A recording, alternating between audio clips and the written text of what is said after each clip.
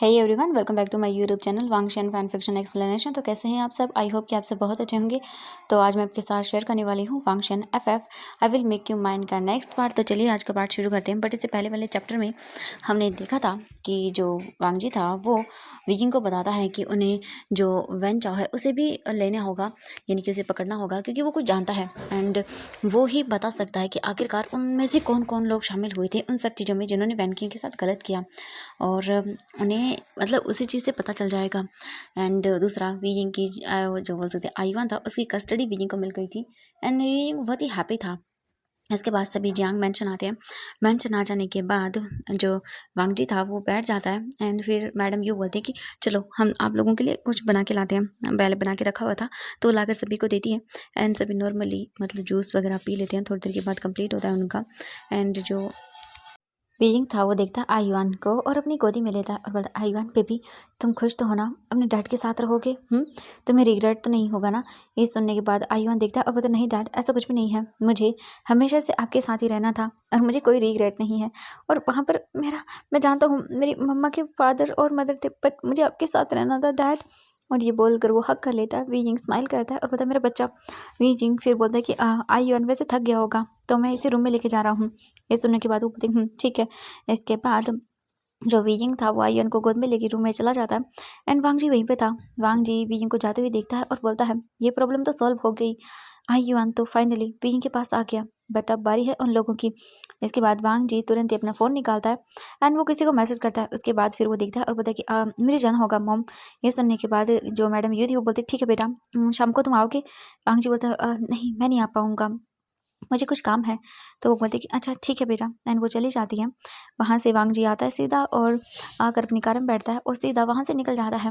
वांग जी land mention आता है। Mention आने के बाद वांग जी अपने गगन से मिलता है। लैंड स्टेशन बोलते हैं वांग जी तुम्हें पता चला सब कुछ? वांग जी बोलता हाँ ग मुझे कुछ पता चला है एंड मुझे मैसेज आ गया था उन लोगों का कि उन्होंने वेंचाओ को पकड़ लिया है, तो उससे इन्वेस्टिगेशन करनी होगी। क्या गगा आप गए थे? लैंड स्टेशन बोलता नहीं वांग जी मैं नहीं गया था, मेरी एक इंपॉर्टेंट मीटिंग आ गई थी, जस्ट मैं अभी थोड़ी देर पहले ही घर आया हूँ। वांग जी बोलता ओके ठीक है गो चलिए।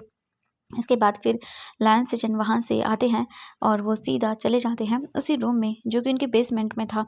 और वहाँ आने के बाद वो दोनों आते हैं एंड गार्ड को इशारा करते हैं। गार्ड डोर ओपन करता है। वांग जी फिर अंदर आता है और लैन सेजन भी आते हैं। वो आकर फिर वहाँ पर देखते हैं तो एक पर्सन को बांध कर रखा गया था और उसकी साइड में एक और पर्सन था, उसे भी बांध कर रखा गया था और वो चिल्ला रहा था हे क्या कर रहे हो तुम, छोड़ो, मेरी फैमिली को नहीं जानते हो, अगर उन्हें पता चला ना कि तुम लोगों ने मुझे ऐसे किडनैप किया तो वो लोग तुम्हें छोड़ेंगे नहीं, छोड़ो मुझे। और ये बोलकर वो बस चिल्ला रहा था। ये देखने के बाद उसे गुस्सा आता है। लांग से चंद जो है ना वो बोलते हैं इसकी आई से पट्टी हटाओ।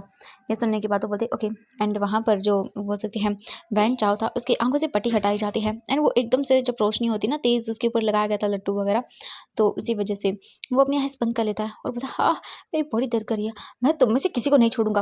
और ये बोलकर वो अपनी आइज़ पूरी तरह ओपन करता है एंड देखता है तो उसके सामने कुछ गार्ड खड़े हुए थे। वांग जी बोलता है साइड हटो एंड वो गार्ड साइड हट जाते हैं वांग जी के। फिर उन्हें वांग जी दिखाई देता है। जैसे ही वैन चाओ वांग जी को देखता है बोलता है व्हाट, तो तुम लैंड वांग जी, तो तुमने मुझे किडनैप करवाया, तुम्हारी हिम्मत कैसे हुई? हाँ अगर मेरे डैड को पता चला ना तो देखना वो क्या हाल करेंगे। ये सुनने के बाद जो वांग जी था वो उठता है और उठकर वो वैन चाओ के फेस पर एक पंच लगाता है और बोलता है तुम्हें क्या लगता है मैंने तुम्हें ऐसे ही करवाया है किडनैप? तुम जानते भी हो तुम्हारी वजह से किसी ने क्या सफ़र किया है, तुम कितने निहायती घटिया इंसान हो कि मुझे अब पता चल रहा है। ये सुनने के बाद वो बोलते क्या मतलब है तुम्हारा? वांग जी देखता है और बोलता है देखो मैंने यहाँ तुम्हें पकड़वाया है तो ये किसी वजह से होगा। वैन चाओ बोलते क्या बोलना चाहते हो तुम? एंड तभी वैन चाओ दूसरी ओर देखता है जहाँ पर एक पर्सन को बांध के रखा गया था एंड ये देखते ही वो उसके फेस को देखकर बोलता व्हाट, तो इसे यहाँ पर क्यों लेकर आए हो? हाँ ये तो वांग जी देखता है बोलता जानता हूँ ये ही फैमिली से है ना एंड मुझे कोई फ़र्क नहीं पड़ता, बट तुम कितने गिरे इंसान हो ये मुझे समझ नहीं आ रहा। हाँ वैन चाओ बोलता क्या मतलब है तुम्हारा? तो बोलता कि तुम्हारा फ्रेंड है ना। ये सुनकर वैन चाओ बोलता कि हाँ मेरा फ्रेंड है। ये सुनने के बाद फिर वांग जी बोलता तुम मुझे ये बताओगे तुम इसने आज से कुछ साल पहले तुम्हारे अकाउंट में इतनी बड़ी अमाउंट जमा क्यों करवाई थी? ये सुनते ही वैन चाओ चुप हो जाता है और बोलता क्या बोल रहे हो तुम, मुझे कुछ समझ नहीं आ रहा। वांग जी बोलता ओ तो तुम्हें समझ नहीं आ रहा, मैं बताता हूँ तुम्हें। ये इंसान तुम्हारी बहन जो कि वैन किंग थी उसे परेशान करता था। वैन किंग ने तुम्हें आकर बोला भी था, बट तुमने क्या किया? तो वो बोलता है कि ऐसा कुछ भी नहीं है, देखो आप मुझे मेरी बहन ने कहा था वैन किंग ने, तो उसके बाद तो मैंने इन्हें बस सबक सिखा दिया था, मैंने बोला था मेरी बहन को परेशान मत करना, उसके बाद इन लोगों ने नहीं किया था। यह सुनने के बाद जो वांगजी था वो बोलता, ओह रियली, तुमने यही किया था? तुम जानते भी हो अ, तुमने क्या किया था? तुमने रोका नहीं और अपना मुंह बंद करने के लिए तुमने पैसे खाए। तुम जानते भी हो, हाँ, उन लोगों ने नशे की हालत में क्या किया था वैन किंग के साथ। ये सुनने के बाद वैन चाओ बोलता, क्या बकवास करे हो, ऐसा कुछ भी नहीं है। वैन चाओ की बातें सुनकर वांग जी को गुस्सा आता है और वो एक पंच और खींचकर वैन चाओ के मौत पर मारता है, जिससे उसके माउथ से ब्लीडिंग होने लगती है। वांग जी बोलता है, अगर तुमने सच नहीं बताया ना, तब तक तो मेरे गार्ड ने तुम्हें मारा नहीं है, बट अगर तुमने सच नहीं बताया तो मेरे गार्ड तुम्हारा वो हाल करेंगे जो तुमने सोचा नहीं होगा।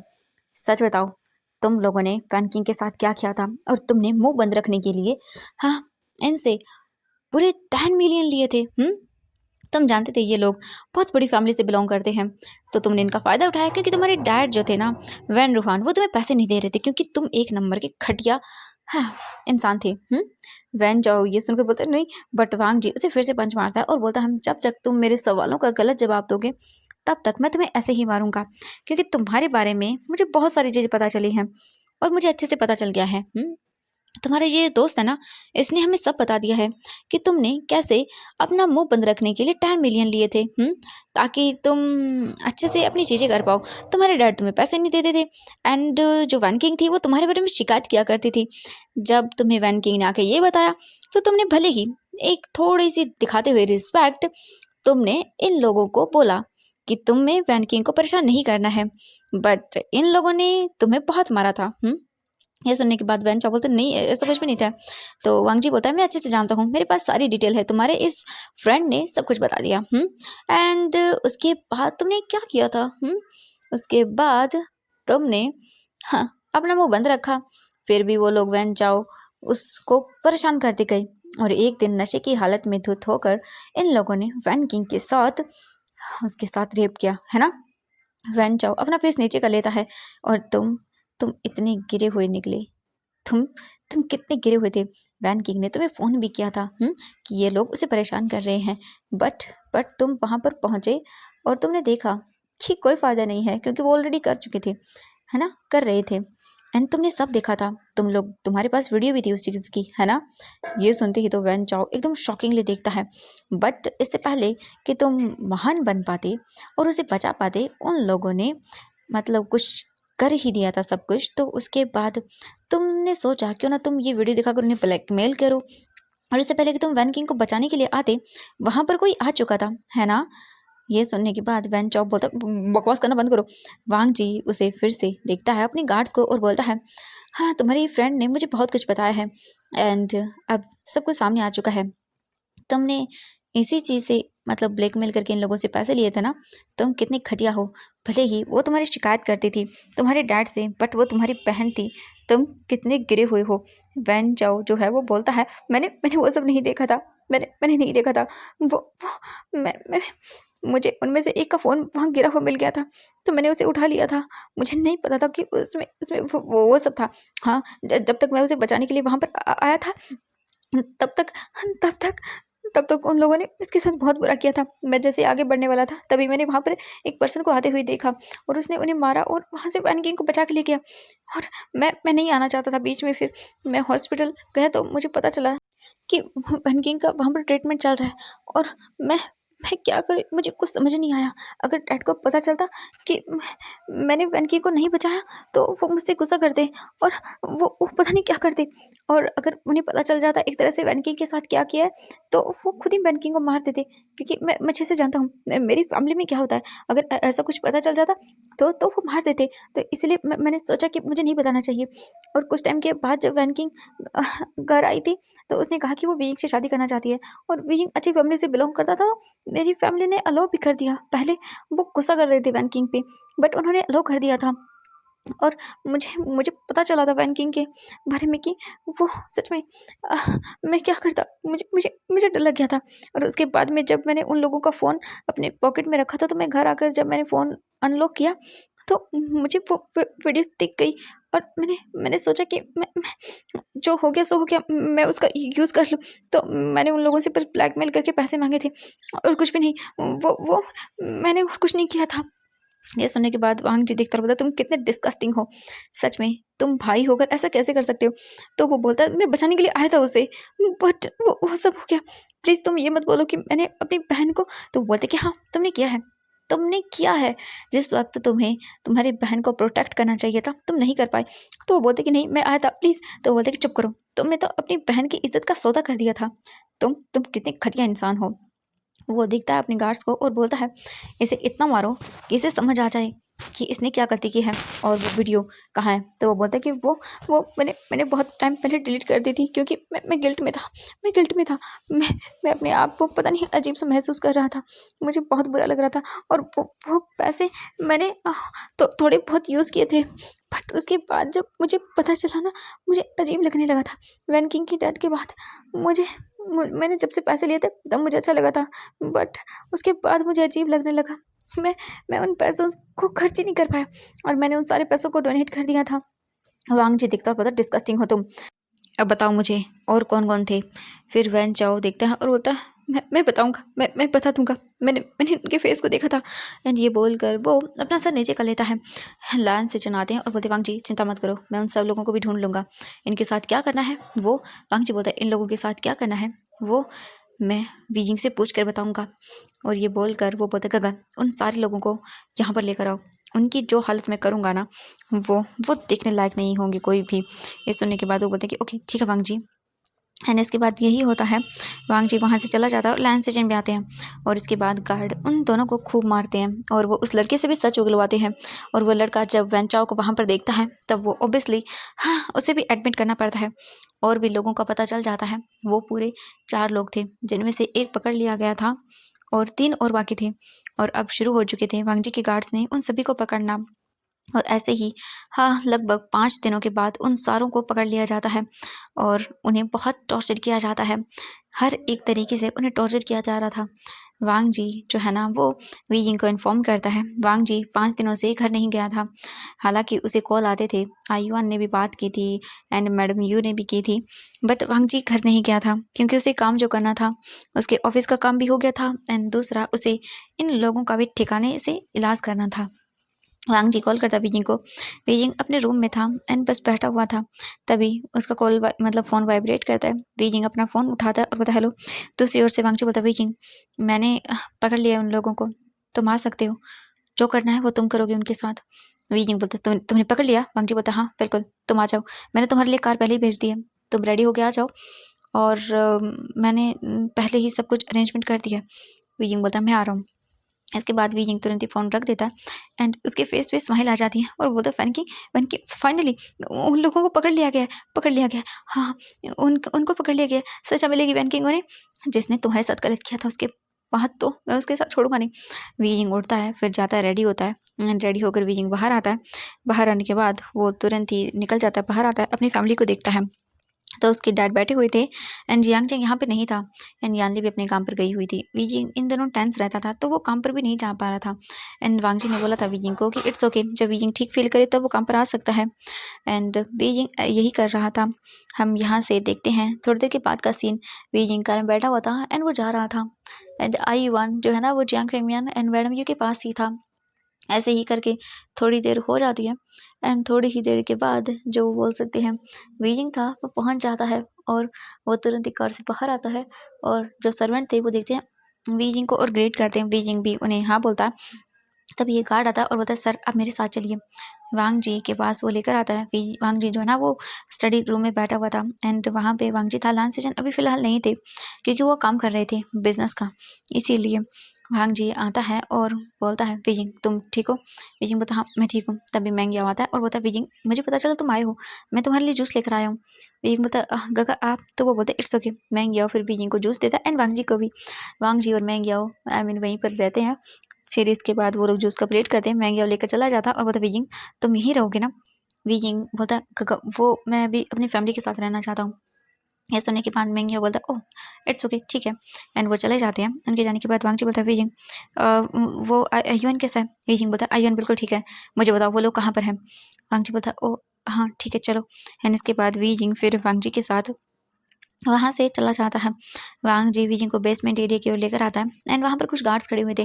वांग जी उन्हें इशारा करता है एंड वहाँ पर लेके जाते हैं वो गार्ड। वांग जी आता है और बोलता है वीजिंग ये है वो लोग। एंड वीजिंग उनकी हालत को देखता है। वीजिंग अपनी आइज बंद कर लेता है क्योंकि उनकी हालत बहुत बुरी थी। एंड वो सारे के सारे निकट थे। एंड वैन चाओ बेहोश था साइड में। वांग जी बोलता है वैन चाओ सब जानता था तुम्हारे एंड वैन किंग के बारे में। उसने इन लोगों को ब्लैकमेल किया एंड 10 मिलियन इन लोगों से रुपए लिए। वीजिंग शॉकिंग आई से देखते और बोलते कि क्या। वांग जी फिर वीजिंग को सब बता देता है। ये सुनने के बाद वीजिंग को बहुत ही डिस्गस्टिंग लगता है। वांग जी बोलता है वीजिंग आई नो मैं जानता हूँ बट हम क्या ही कर सकते हैं। इसके बाद फिर वीजिंग बोलता है इसे भिजवा दो यहाँ से, इसे फेंक दो यहाँ से। वांग जी बोलते ओके ठीक है। एंड वहाँ से वैन चाओ को फेंकवा दिया जाता है। उसकी हालत बहुत ख़राब थी। हाँ, सच में उसके हाथ पैर पूरी तरह से इंजर्ड थे। वहीं दूसरी ओर वीजिंग उन चारों को देखता है। उन चारों को देखने के बाद वीजिंग बोलता है तो ये थे वो जिन्होंने इन्होंने एक मासूम सी लड़की की ज़िंदगी बर्बाद कर दी। इन सभी को होश में लेकर आओ एंड अच्छे से इन पे गरम गरम पानी डालना। ये सुनकर वांगजी बोलता है ओके ठीक है। एंड वो अपने गार्ड को इशारा करता है। एंड जैसा वीजिंग ने कहा था बिल्कुल वैसा ही किया जाता है। उन चारों के ऊपर गरम गरम पानी डाला जाता है जिसके बाद वो लोग सभी एक झटके पे चिल्लाते हुए उठते और बोलते नहीं नहीं। वीजिंग देखता है उन सबको और बोलता है ओ तो तुम लोग थे हाँ, तुम लोगों ने एक लड़की की इज्जत खराब करने से पहले एक बार भी नहीं सोचा। वांग जी बोलते वीजिंग तुम क्या चाहते हो, इनके साथ क्या किया जाए, इन्हें सरकार की इन्हें पुलिस को दे दिया जाए। या फिर विंग बोलता नहीं नहीं बिल्कुल नहीं, पुलिस इन्वॉल्व नहीं होगी, मैंने पहले ही कहा था इनको मैं खुद सजा दूंगा। हाँ इन सभी का वो हाल करो जो इन्होंने वैनकिंग का किया था। ये सुनने के बाद वांग जी देखता बोलता वीजिंग वीजिंग बोलता है तुमने सुना नहीं, मैंने कहा कि इनका वो हाल करो जो इन लोगों ने वैनकिंग का किया था। एंड तुम समझ जाओ कि मैं क्या बोलना चाहता हूँ। ये सुनने के बाद वांग जी बोलता ठीक है समझ गया मैं। एंड इसके बाद बिल्कुल ऐसा ही किया जाता है। वहाँ पर कुछ लोगों को बुलाया जाता है एंड उन्हें देखने के बाद उन लड़कों की हालत बहुत ख़राब हो जाती है। वी जिंग बोलता है मुझे अच्छा लगेगा, पता चलेगा तुम लोगों को भी जब क्या होता है। वांग जी बोलता है इनके सारों का हाथ खोलो एंड एंजॉय। और ये बोल कर वो बोलता है विजिंग चले। विजिंग बोलता हाँ बिल्कुल। इनके साथ ये सब होने के बाद इन्हें फेंक दिया जाए ताकि इन्हें भी पता चले कि क्या होता है। जब लोग वैन किंग की हालत में देखता था ना, वो कैसे कभी कभी डर जाया करती थी, रात को उठ जाया करती थी, कैसे कैसे वो अपने आप की बॉडी को नाश मतलब खरोचा करती थी। वो सब इन लोगों को फील होना चाहिए। जब तक अपने आप पे वो दर्द नहीं बीतता ना तब तक हमें समझ नहीं आता और इन लोगों को भी तभी समझ आएगा। वांग जी बोलते ओके चलो। एंड वो अपने गार्ड को इन्फॉर्म करते हैं कि उन्हें क्या करना है। तो वो बोलते ओके सर। एंड बिल्कुल वही किया जाता है जो कि वांग जी ने कहा था उन लोगों के साथ। बस चिल्लाने की, रोने की, चीखने की और हेल्प मांगने की आवाज़ें गूंज रही थी। अब उन लोगों के मन में आ रहा था कि उस टाइम पे वैन किंग ने क्या फील किया होगा, वो कैसे रो रही थी, वो कैसे माफ़ी माफ़ी मांग रही थी और कैसे कैसे वो बोल रही थी उसे छोड़ने के लिए, बट इन लोगों ने रहम नहीं दिखाया और उसके साथ क्या क्या न जाने किया। वहीं आज सभी को समझ आ गया था और उन्हें अपनी ही बॉडी से नफरत हो रही थी जैसे कि उस टाइम पे वैनकिंग को हो रही थी। उनके साथ ये पूरा एक दिन चलता है और उसके बाद उन्हें फेंक दिया जाता है अलग अलग जगहों पर। और उन्हें फेंकने के बाद वहाँ से वो चले जाते हैं। वांग जी फिर वीजिंग के साथ वापस घर में आता है और जो बसोदी जांग मैंशन में था वीजिंग बस बाहर खड़ा हुआ था एंड बाहर देख रहा था। वीजिंग की आंखों से आंसू गुजर जाते हैं, मतलब नीचे पड़ जाते हैं। वीजिंग बाहर देख रहा था, उसकी आंखों में आंसू थे और वो सोच रहा था वैन किंग मैंने मैंने वो सब कर तो दिया, मुझे मुझे गिल्टी फील हो रहा है वैन किंग, मैं कैसे किसी के साथ वो सब करवा सकता हूँ। नहीं मुझे मुझे दर्द हो रहा है एंड मुझे दर्द हो रहा है। वीजिंग अजीब घुटन महसूस कर रहा था। भले ही हम कितना भी स्ट्रॉन्ग बनने की कोशिश क्यों ना करें, बट होता है ना कि हमने किसी के साथ गलत कर दिया। वीजिंग को बहुत ही ज़्यादा अजीब फील हो रहा था। तभी वांग जी आता है बैग से एंड वीजिंग को हक करता है। वीजिंग एकदम रुक जाता है, कुछ नहीं करता। वांग जी बोलता वीजिंग आई नो मैं जानता हूँ तुम क्या फील कर रहे हो, मैं तुम्हें एक दिन से नोटिस कर रहा हूँ कि तुम कुछ अजीब से हो गए हो एंड शायद ही मैं समझ सकता हूँ कि तुम ये किस वजह से कर रहे हो। वीजिंग जो हुआ उसे भूल जाओ क्योंकि इसमें ना तुम्हारी गलती थी, ना वैन किंग की गलती थी, ना आई वन की। इसमें सारी गलती उन लोगों की थी वीजिंग वीजिंग बस चुपचाप था। वांग जी बोलता है वीजिंग एंड मैं भी माफ़ी मांगना चाहता हूँ।